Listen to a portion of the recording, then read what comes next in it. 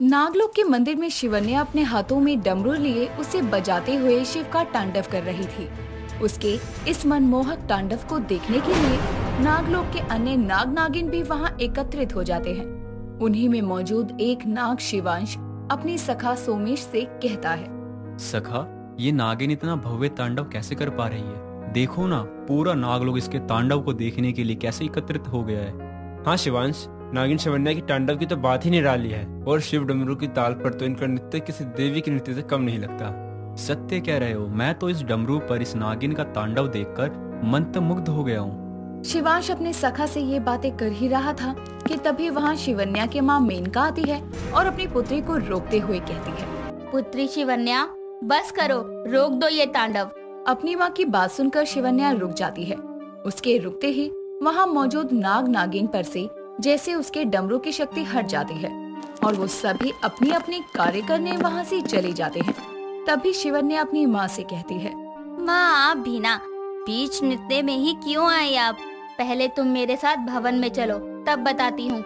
मेनका शिवन्या को अपने साथ भवन में लेकर जाती है, जहाँ मेनका शिवन्या के हाथ से उसका डमरू लेकर बोलती है, तुमको पता है ना शिवन्या, ये डमरू जादुई है, तो तुम इसका इस्तेमाल सबके सामने क्यों करती हो? ये डमरू हमें किसी खास उद्देश्य से मिला है, लेकिन तुम तांडव करने के लिए इसका इस्तेमाल क्यों करती हो? तुम नृत्य किसी भी आम डमरू की धुन पर भी तो कर सकती हो। परंतु माँ, जब जब मैं ये डमरू बजाकर नृत्य या तांडव करती हूँ, तब सभी लोग मेरी ओर खींचे चले आते हैं। किसी जादू का इस्तेमाल करके किसी को अपना दीवाना बनाने का क्या फायदा शिवन्या?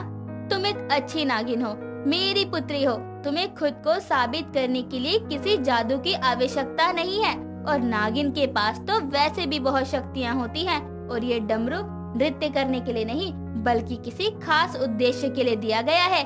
कैसा खास उद्देश्य? वो तो समय आने पर पता लगेगा।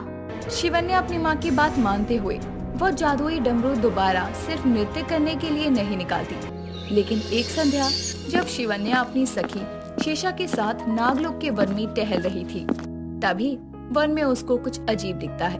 एक अनजान सा द्वार खुला होता है।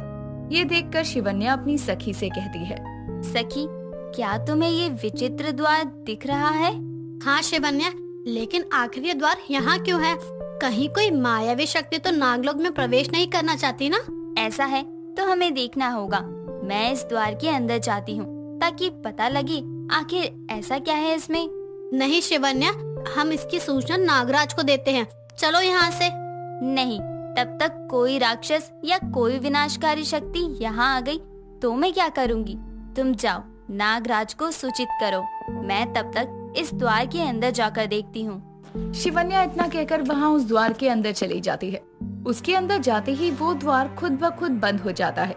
ये देखकर शेषा घबरा जाती है और सीधा शिवन्या की माँ के पास जाती है। मेनका नागिन, कहाँ हैं आप? सुनिए मेरी बात जल्दी।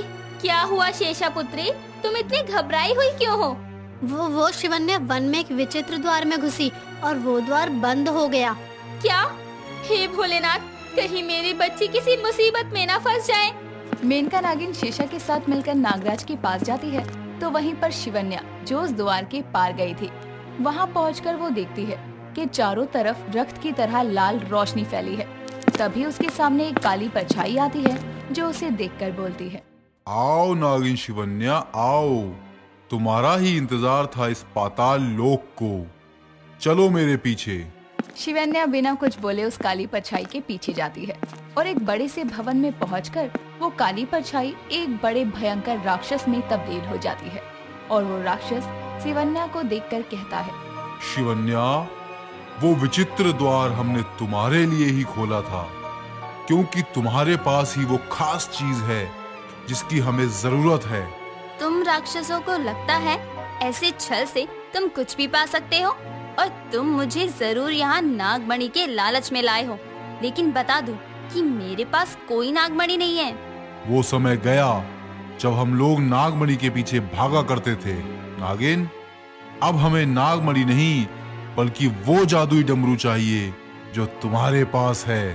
तुम्हारी माँ से वो जादुई डमरू तुम्हें प्राप्त हुआ है। तुम्हें कैसे पता उस डमरू के बारे में? हमारे ही कारण वो डमरू तुम्हारी माँ को मिला था कई वर्षों पहले। नागलोक में चारों तरफ खुशहाली थी। सभी नाग नागिन अपनी अपनी जीविका जी रहे थे। मेनका नागिन नागलोक के वन में तपस्या कर रही थी और एक दिन उसको अपनी तपस्या का फल मिलता है। स्वयं भोलेनाथ मेनका नागिन के सामने प्रकट होकर उससे बोलते हैं, अपनी आंखें खोलो पुत्री। हे भोलेनाथ, मेरा तो जीवन सफल हो गया। आपके दर्शन पाकर मेरा ये नागिन जीवन अब धन्य हो चुका है। पुत्री, हम तुम्हारी तपस्या से खुश हुए। बताओ तुम्हें क्या चाहिए? कुछ नहीं भोलेनाथ, मुझे किसी चीज की लालसा नहीं है। मुझे बस आपके दर्शन चाहिए थे, जो कि मुझे प्राप्त हो गए हैं। अब मुझे इस जीवन से कोई मोह नहीं है।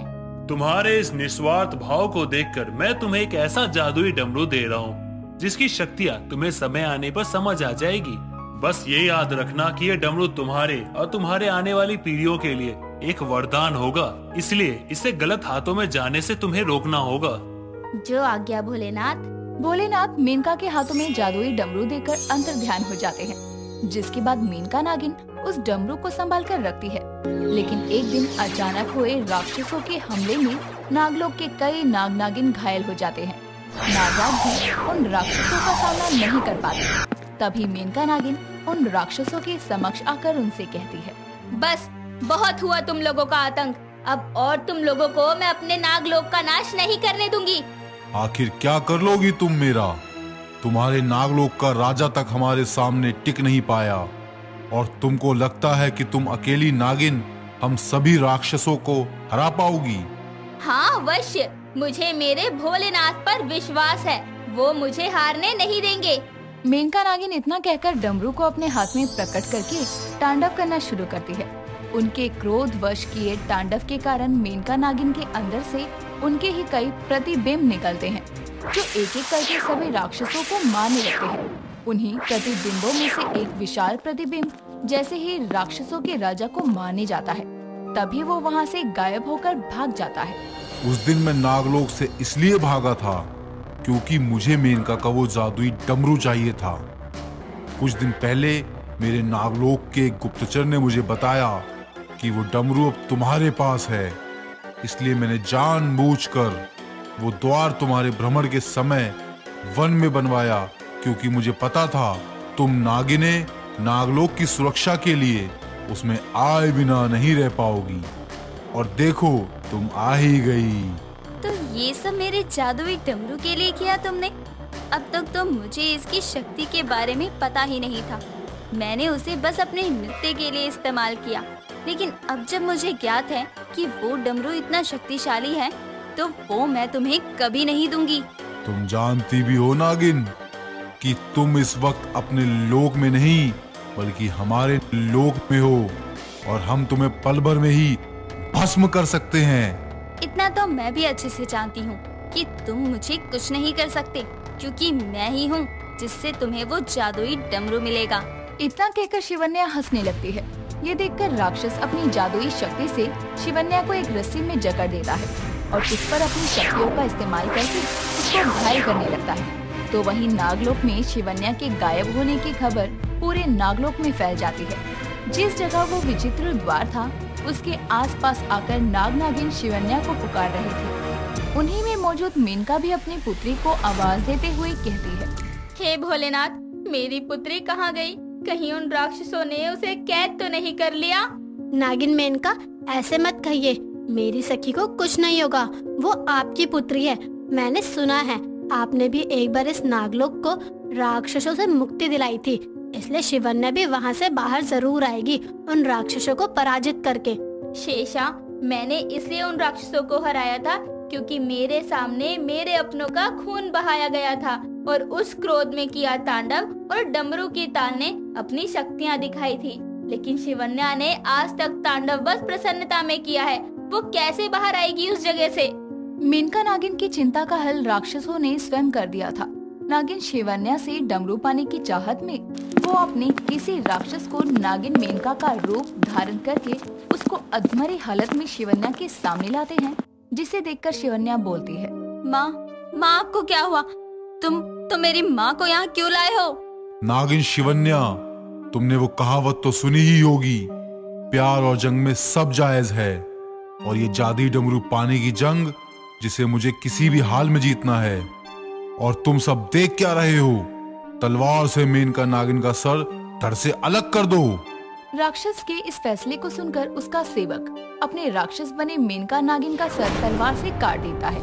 ये देखकर शिवन्या को बहुत क्रोध आता है और वो अपनी शक्तियों से खुद को उन रस्सियों में कैद से आजाद करती है और अपने शरीर के आकार को विशाल करके राक्षस की तरफ देखते हुए बोलती है, मेरी माँ को मारा ना तुमने, आज तुम्हारा अंत करूंगी मैं। तुम्हें जादुई डमरू चाहिए, आज उसी डमरू से तुम्हारे इस लोक का सर्वनाश होगा। शिवन्या इतना बोलकर अपने हाथों में वो जादुई डमरू प्रकट करती है और एक क्रोध भरे रौद्र तांडव को करने लगती है। जादुई डमरू की ताल पर हुए तांडव के कारण शिवन्या नागिन के अंदर से भी उनके क्रोध का रूप प्रतिबिंब निकलता है, जो पाताल लोक के सभी राक्षसों का संहार कर देता है। राक्षसों के राजा की मृत्यु होते ही शिवन्या अपने आप ही नागलोक के वन में प्रकट होती है, लेकिन अपने इंसानी रूप में हाथों में डमरू लिए। उसको ऐसे अचानक से देखकर मेनका उसे गले से लगाते हुए कहती है, मेरी पुत्री आ गई, मतलब तुमने उन राक्षसों को मार गिराया। माँ आप ठीक है?